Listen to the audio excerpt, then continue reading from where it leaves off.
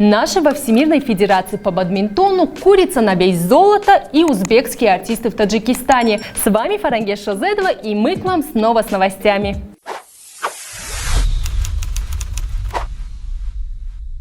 Вы знали, что бадминтон включен в официальную программу летних Олимпийских игр, и в него с недавних пор входит Рухшона Нарзулоева, спортсменка из Таджикистана. Двукратная чемпионка Таджикистана стала вторым бадминтонистом из стран бывшего СССР, которого удостоили этой чести. Чуть раньше, в конце мая, в совет вошла самарчанка Элла Диль. Для самой Рухшоны бадминтон – это не только любимое занятие, но и способ решения гендерных проблем в Таджикистане через вовлечение женщин в спорт.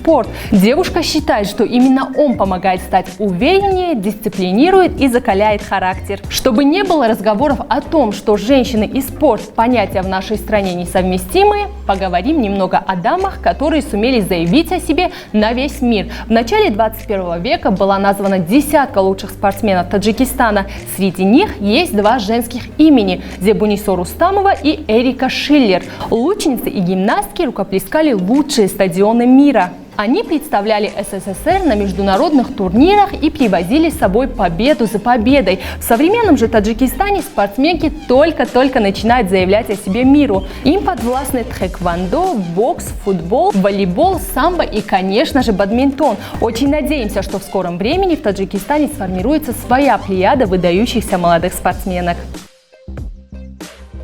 Отношения Таджикистана и Узбекистана за последние годы заметно улучшились. Старые друзья, которые претерпели кризис в отношениях, теперь всячески пытаются наверстать упущенное. Как? Смотрите, Таджикистан построил школу в Самарканде. Узбекистан разрешил будущим таджикским офицерам обучаться в своих вузах. Ежегодно, уже третий раз в Душанбе проводится вечер дружбы, на котором присутствуют главы двух стран, более 100 узбекских исполнителей, музыкантов и танцоров. Сливки узбекской эстрады прилетели в столицу 7 июня, а Шавкат Мирзияева встречали 10 июня. Но об уровне встречаемого гостя можно судить по количеству людей, которые были задействованы, и по количеству перекрытых улиц. Если посмотреть на это все с высоты 100 метров, то можно увидеть длинную белую ленту из студентов и школьников, которая соединяет аэропорт и резиденцию лидера нации. Добираться до дома или работы в эти дни стало немного сложнее, но если вы фанат узбекской музыки, потерпеть можно. У нас плохие новости для тех, кто любит плотно поужинать жареной курочкой с макаронами, а потом закурить сигарету.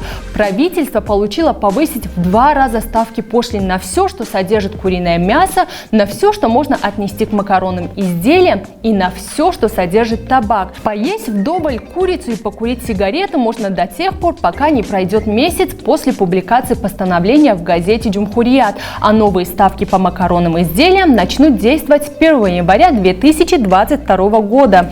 Повышение ставки зависит от типа продукции. И для тех, кто не знал, к табачным изделиям относят не только сигареты. Можете погуглить, чтобы мы не произносили этот перечень в программе. У нас царит ЗОЖ. Ставки на табачное сырье и табачные отходы планируют поднять на 5-10%. Сигары с обрезанными концами, сигарилы и сигареты из табака и его заменители с 23% до 46%. Один бог знает, по какой цене все это возят на территорию республики. Но для нас важно одно: и без того недешевые товары заметно подорожают. Пачка сигарет Asset Change на протяжении 1,5 лет стоила 17 самон. Месяц назад, когда разговоров о повышении не было, цена поднялась до 20 самон. Поэтому, любители покурить, задумайтесь о здоровом образе жизни без табака. И давайте дружно поблагодарим наше правительство за то, что оно так заботится о здоровье своей нации. Правда, без сигарет мы как-то жили, а вот что делать с курицей и макаронами? Точнее, что мы будем делать без них? С новостями сегодня все. Настало время рубрики «Сказал, как отрезал». Это были новости халвы, и я Фарангеш Шозедова. Подписывайтесь на нас во всех соцсетях. Мы есть везде, даже в ТикТоке. Будьте с нами, чтобы быть в теме. Пока!